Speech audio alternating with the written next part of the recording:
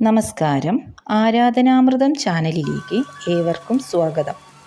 ഇന്ന് നമ്മൾ സംസാരിക്കുന്നത് അനന്തകോടി ഭക്തജനങ്ങൾ ആഘോഷിക്കുന്ന ശ്രീകൃഷ്ണ ജയന്തിയെക്കുറിച്ചാണ്. ശ്രീകൃഷ്ണ ഭഗവാന്റെ തിരുവവതാരമായ അഷ്ടമി രോഹിണി ലോകമെമ്പാടും പ്രശസ്തമാണ്. അഷ്ടമിയും രോഹിണിയും ചേരുന്ന ചിങ്ങമാസത്തിലെ പുണ്യദിവസത്തിലാണ് ശ്രീകൃഷ്ണ ഭഗവാൻ ധർമ്മത്തെ സംരക്ഷിക്കുന്നതിന് വേണ്ടി അവതരിച്ചത് എന്നാണ് വിശ്വാസം. ശ്രീകൃഷ്ണൻ്റെ ജന്മാഷ്ടമി ദിവസം വ്രതമനുഷ്ഠിച്ചാൽ മോക്ഷപ്രാപ്തി ലഭിക്കുമെന്നാണ് വിശ്വാസം. ജന്മാഷ്ടമി ദിവസത്തിൻ്റെ തലേന്ന് സപ്തമി തിഥിയിൽ തന്നെ ജന്മാഷ്ടമി വ്രതാനുഷ്ഠാനം ആരംഭിക്കും. രാവിലെ ക്ഷേത്രദർശനം നടത്തുന്നതോടെ വ്രതം ആരംഭിക്കും.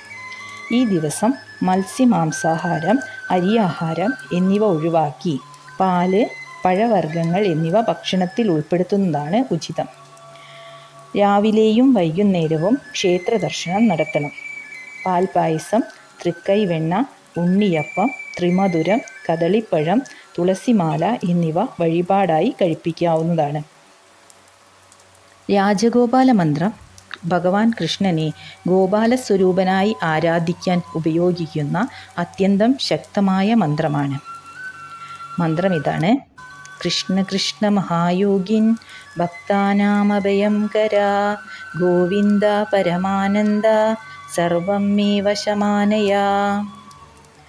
ധനസമ്പത്തും ഐശ്വര്യവും ലഭിക്കാനായി ജപിക്കാവുന്ന മഹാമന്ത്രമാണിത്. ഈ മന്ത്രജപത്തിന് കുടുംബത്തിൽ ഐശ്വര്യവും സമാധാനവും കൊണ്ടുവരുന്നതിനുള്ള ശക്തിയുണ്ട്. ഭക്തി, ഭോഗം, മോക്ഷം 3 ഫലങ്ങളും പ്രാപിക്കാനുള്ള ശക്തി രാജഗോപാല മന്ത്രത്തിനുണ്ട്. പ്രത്യേകിച്ച് കൃഷ്ണജയന്തി ദിവസം 108 പ്രാവശ്യം ജപിക്കുന്നത് അത്യന്തം ഫലപ്രദമാണ്. ഏവർക്കും ഭഗവാൻ കൃഷ്ണൻ്റെ അനുഗ്രഹം നിറഞ്ഞൊഴുകട്ടെ.